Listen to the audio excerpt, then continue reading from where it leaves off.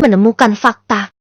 Waktu sudah menunjukkan pukul 22 itu, tandanya 3 jam sudah Daniel berada di ruangan dingin itu. Di luar terlihat keadaan begitu tegang, kedua kepala keluarga itu tak henti-hentinya merapalkan doa. Berharap Daniel bisa melewati masa kritisnya dan operasinya berjalan dengan lancar. Hingga beberapa saat kemudian terlihat pintu ruangan operasi dibuka. Dokter keluar bersama satu orang suster di sampingnya. Sonya pun lantas berdiri dari duduknya diikuti Darwin dan Cecilia di belakangnya.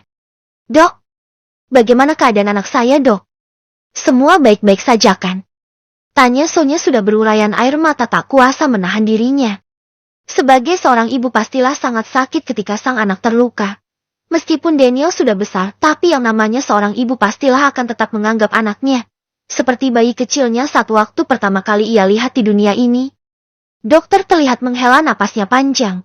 Sonya pun semakin tak tergambarkan rasa takutnya, hal yang tidak mungkin semakin menyelimutinya. Wajahnya pun sudah seperti orang yang tersengat lebah, sembab merah dan bengkak akibat terus menangis dari tadi. "Dok, tolong jawab mengapa dokter diam saja? Anda keluarga dari korban?" tanya sang dokternya. "Iya, Dok. Saya ibunya dan ini papanya." Tunjuk Sonya mengamit lengan Darwin di sampingnya. "Mah, tenang dulu," ucap Darwin mengelus punggung istrinya. "Anak Anda hebat ini bagai sebuah keajaiban. Pada saat operasi berlangsung jantungnya sangat lemah, besar kemungkinan harapan untuk bertahan sangat kecil. Tapi pasien sangat kuat dan bisa bertahan sampai operasi diselesaikan dan bisa melewati masa kritisnya. Itu sebuah mukjizat besar. Bahkan korban yang satunya pun tidak bisa tertolong," ucap sang dokter penuh haru. Sonya yang mendengar penuturan sang dokter pun langsung memeluk suaminya. "Alhamdulillah ya Allah, Pah. Anak kita selamat, Pah. Sel, anakku selamat, Sel," ucap Sonya pada kedua orang di sampingnya. Sonya terlihat sangat bahagia. Begitu juga Cecilia yang tak kalah bahagianya mendengar ucapan sang dokter. "Iya, Mah. Papa yakin anak kita pasti akan selamat. Daniel anak yang kuat, Mah," ucap Darwin yang tak kalah bahagia. Semua orang terlihat menghela napas lega. Begitu juga dengan Amelia yang sedari tadi duduk di samping Daston. Sang ayah terus merangkul anak gadisnya. Daston tahu anaknya sedang tidak baik-baik saja. Daston yakin Amelia sangat terpukul atas musibah yang dialami oleh kekasihnya. Bahkan waktu pertama kalinya mendengar kabar bahwa Daniel kecelakaan pun Amelia tak kuasa menahan dirinya. Amelia sampai jatuh tak sadarkan diri. Tapi Amelia tidak memperlihatkan kesedihannya di depan para orang tua itu. Ia berusaha keras menyembunyikan kesedihannya. Daston terus menenangkan anak gadisnya dan tak meninggalkannya barang sedetik pun. Pasien mungkin akan tersadar dalam beberapa jam ke depan. Pasien juga sudah bisa dipindahkan ke ruang rawat inap. Anda bisa mendatangi pihak rumah sakit untuk memutuskan ruang inapnya, ucap sang dokter. "Baik, Dok. Saya mengucapkan banyak terima kasih karena dokter sudah membantu menangani anak saya dengan baik," ucap Sonya. "Itu sudah menjadi tugas dan kewajiban saya sebagai seorang dokter, Bu. Kalau begitu kami permisi dulu," ucap sang dokter yang sudah berjalan lebih dulu meninggalkan area ruang operasi. "Pah, ayo kita urus dulu ke pihak rumah sakit. Biar Daniel segera dipindahkan," ajak Sonya pada suaminya. Darwin pun mengangguk setuju dan mengikuti istrinya pergi.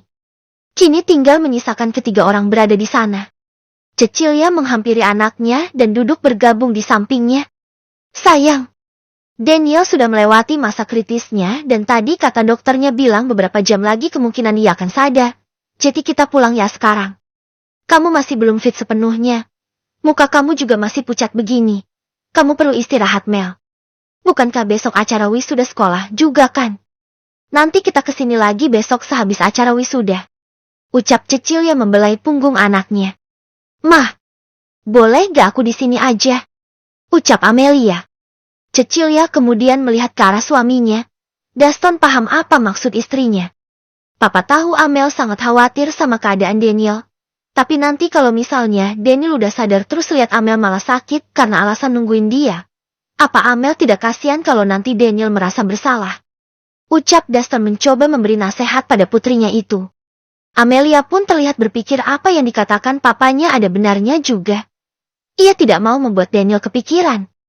"Tapi Layo boleh lihat keadaannya sebentar kan?" tanyanya. "Boleh." Cecilia pun mengangguk dan tersenyum ke arah Daston. Memang suaminya itu paling pandai membuat anak gadisnya luluh dan menurut oleh perkataannya. Tak lama Sonya dan Darwin pun kembali bersama beberapa perawat yang mendorong Brancar ke dalam ruang operasi untuk memindahkan Daniel ke ruang inap yang sudah Sonya pilih. Pintu ruangan operasi pun terbuka. Degup jantung Amelia berdetak tak beraturan ketika ia melihat Brancar sudah terisi oleh seseorang yang sudah membuat hatinya resah. Meskipun lelaki itu sudah membuat hatinya hancur berkeping-keping, tapi Amelia tidak bisa melihat lelaki terkapar tak berdaya seperti sekarang ini. Hati Amelia tercubit melihat Daniel terbaring, lemah di atas Brancar. Wajahnya bahkan hampir seluruhnya tak terlihat karena lilitan perban di seluruh kepalanya. Mungkin ia terluka parah saat mobilnya terhantam truk itu. Bahkan mobilnya sampai hancur tak terkenali lagi bentuknya dan Tuhan masih baik menyelamatkan nyawanya tertolong. Amelia sangat bersyukur masih bisa melihatnya ada di dunia ini. Amelia tidak bisa membayangkan jika Daniel pergi selamanya dari dunia ini. Sonya pun terlihat membantu mendorong Brancar itu. Keluarga Daston pun mengikuti kemana Daniel akan dipindahkan dan setelah menaiki lift beberapa lantai, kini mereka sampai di ruangan VIP lantai 4 rumah sakit. Sonya memilih ruangan yang besar dan memiliki ranjang tidur untuk keluarga. Bahkan di ruangan itu ada TV. Kulkas juga ada sofanya percis seperti hotel berbintang. Tak terlihat seperti di rumah sakit. Amelia yakin Daniel akan merasa nyaman berada di ruangan itu. Setelah suster memposisikan ranjang Daniel di ruangan itu, suster pun pamit keluar dari ruangan itu. Mereka akan kembali lagi untuk mengecek setiap 1 jam sekali. Sayang, syukurlah kamu selamat, nak. Mama tidak bisa membayangkan kalau kamu sampai. Sonya yang duduk di kursi samping Brancar Daniel tak melanjutkan lagi ucapannya. Sony, kamu jangan berpikir yang tidak-tidak. Sebentar lagi anak kamu pasti akan bangun dan kembali melakukan aktivitas seperti semula, kata dokter tadi bilang anak kamu kuat. Ucap Cecilia yang sudah berada di belakangnya. Sonya menoleh dan memegang tangan sahabatnya. Makasih ya, Sel. Kamu udah mau nemenin aku di sini. Kamu memang sahabat yang baik. Timpal Sonya, kemudian ia menoleh pada Amelia yang sedari tadi pandangannya tak terputus ke arah Daniel. Ketika Amelia menyadari bahwa Sonya memperhatikannya, Amelia memalingkan wajahnya ke samping. Ia menghapus air mata di pipinya. Kemudian Sonya berdiri menghampirinya. Lai, boleh tante bicara sebentar? Ucap Sonya. Amelia melihat ke arah ibunya meminta persetujuan. Cecilia pun mengangguk menampilkan senyumnya. Kemudian Amelia mengikuti Sonya keluar ruangan. Daston dan Darwin tengah duduk di sofa dekat ranjang keluarga, sedangkan Cecilia duduk di samping Brancar menunggu Daniel.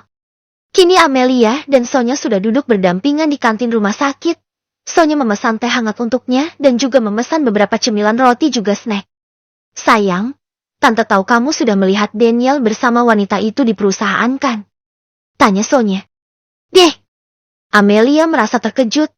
Sonya selaku ibu dari kekasihnya mengetahui akar permasalahan yang dialaminya. Tante tahu dari mana? Tanya Amelia gugup. Sonya pun tersenyum. Sayang, kamu hanya salah paham. Dia Delia benar-benar asistennya Daniel, dan kamu pasti bertanya-tanya mengapa hanya seorang asisten saja bisa sedekat itu. Bahkan tante saja kalau jadi kamu pasti akan merasa cemburu, bukan? Ketika melihat pasangan kita dekat dengan wanita lain.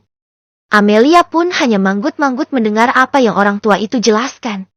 Beberapa hari yang lalu pada saat Daniel akan menjemput kamu untuk pergi ke acara sekolah, anak tante mengalami musibah. Ia tak sengaja menabrak wanita parubaya sampai kritis, dan sebagai bentuk rasa tanggung jawabnya pada wanita itu, orang yang ditabrak meminta anaknya diberi pekerjaan.